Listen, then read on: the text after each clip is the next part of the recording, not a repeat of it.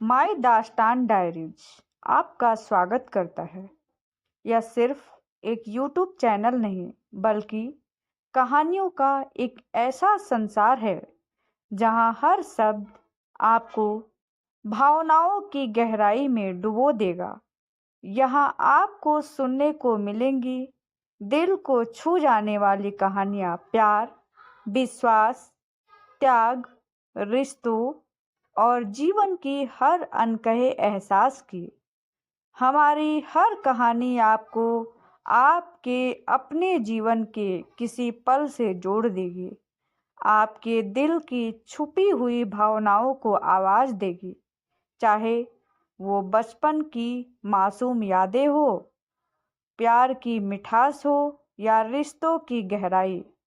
हर कहानी में आप अपने दिल का एक कोना जरूर पाएंगे। माई दास्तान डायरी पर हमारे साथ जुड़े और ऐसी कहानियों का अनुभव करें जो न केवल सुनने लायक है बल्कि महसूस करने लायक भी। हमें सब्सक्राइब करें और इस खूबसूरत सफ़र का हिस्सा बने। यहाँ हर दास्तान आपकी अपनी है। हर बेटी के जीवन में मायका सिर्फ एक घर नहीं होता बल्कि वह एक एहसास है जहां उसकी हर खुशी, हर दर्द और हर सपने को समझा और संवारा जाता है। मायका वह जगह है जहां एक बेटी खुद को सबसे ज़्यादा सुरक्षित और सुकून भरा महसूस करती है। लेकिन शादी के बाद जिम्मेदारियों और नई दुनिया में खोई हुई हर बेटी के लिए मायके की चौखट पर लौटना किसी नई शुरुआत से कम नहीं होता। ऐसी ही एक भावनात्मक यात्रा है सुमन की, जो अपने मायके की यादों से बंधी है, लेकिन समय की रफ्तार ने उसे उससे दूर कर दिया है। सर्दी की हल्की धूप और कोहरे से घिरा वह दिन सुमन के लिए एक सामान्य सा दिन था, लेकिन उसके भीतर हलचल थी। रसोई में काम करते हुए ही उसका ध्यान बार बार कहीं और भटक रहा था। चाय का पानी उबलने को था, लेकिन उसकी आंखें सामने दीवार पर टंगी उस पुरानी तस्वीर पर टिक गई जिसमें वह अपनी माँ के साथ खड़ी मुस्कुरा रही थी। यह तस्वीर उसे हर बार मायके की याद दिला देती थी। सुमन को शादी के बाद मायके गए करीब 2 साल हो गए थे। शादी, गृहस्थी, पति अमित का करियर और अब उनका 3 साल का बेटा रोहन। सब कुछ ठीक था, लेकिन सुमन के दिल के एक कोने में एक खालीपन सा था। एक ऐसा खालीपन जिसे वह किसी से कह नहीं पाती थी। उस दिन शाम को अचानक फोन की घंटी बजी। दूसरी ओर उसकी माँ थी।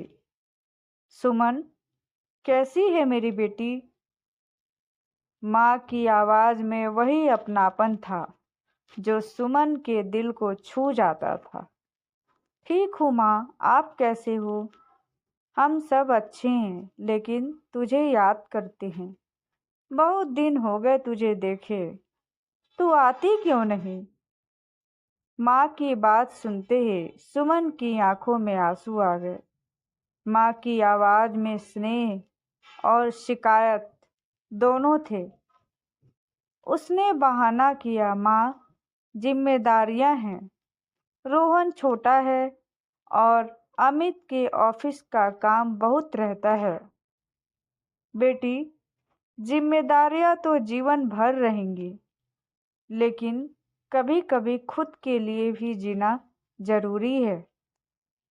मायके आ, तेरे लिए कुछ दिनों का आराम अच्छा रहेगा। माँ की बातों ने सुमन को सोचने पर मजबूर कर दिया। क्या वाकई उसने खुद के लिए जीना छोड़ दिया था। अगले दिन उसने अमित से बात की। अमित ने सहमति दी। तुम्हें जाना चाहिए सुमन। माँ पापा को भी खुशी होगी और तुम्हें भी। मैं ऑफिस के काम संभाल लूंगा।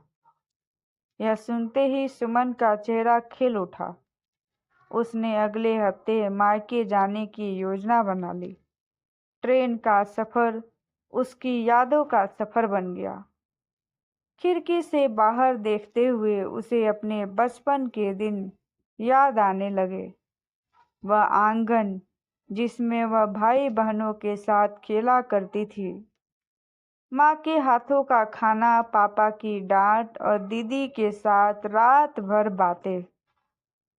जब सुमन ने मायके की चौखट पर कदम रखा तो उसका दिल खुशी और भावनाओं से भर गया।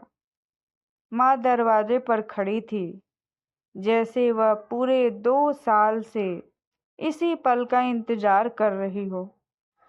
माँ ने उसे गले से लगाया और उस एक पल में सुमन ने महसूस किया कि वह अपने घर लौट आई है।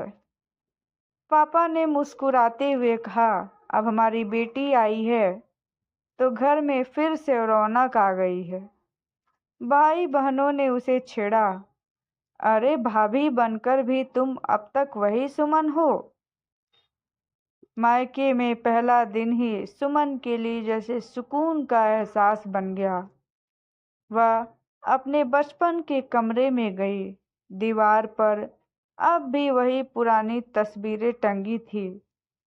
अलमारी के एक कोने में उसे अपनी पुरानी किताबें और डायरी मिल गई। डायरी खोलते ही उसने अपने बचपन के सपने पढ़े। लेखक बनने का सपना, दुनिया भर घूमने की चाह। उसे एहसास हुआ कि शादी के बाद उसने अपने सपनों को कहीं दबा दिया। माँ ने उसे रोहन के साथ खेलते हुए देखकर कहा, बेटा तेरा बचपन रोहन में दिखता है। सुमन मुस्कुरा दी, माँ बचपन तो यही छूट गया था, लगता है उसे फिर से जी रही हूँ। एक शाम माँ और सुमन छत पर बैठकर बातें कर रही थी।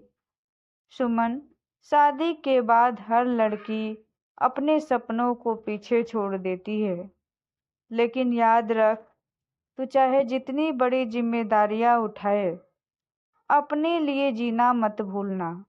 मायका हमेशा तेरा सहारा रहेगा। सुमन ने माँ की बातों को ध्यान से सुना। उसने महसूस किया कि मायका उसकी आत्मा का वह हिस्सा है जिसे वह कभी भूल नहीं सकती। हफ्ते बाद जब सुमन ससुराल लौटने के लिए तैयार हुई तो उसका दिल भारी था। माँ ने उसे गले लगाते हुए कहा, बेटा यह घर तेरा है, जब चाहे आ जाना। यहाँ तुझे हमेशा वही सुकून मिलेगा जो तुझे कहीं और नहीं मिलेगा। सुमन ने माँ की बातों को दिल में बसा लिया। उसने मायके से जाते वक्त यह वादा किया कि वह अब मायके को कभी इतनी दूर नहीं होने देगी। ससुराल लौटकर सुमन ने एक नई ऊर्जा महसूस की। उसने अपने पुराने सपनों को फिर से जीने का फैसला किया। उसने अपने लिए लिखने का समय निकाला और अमित से अपने सपनों के बारे में बात की।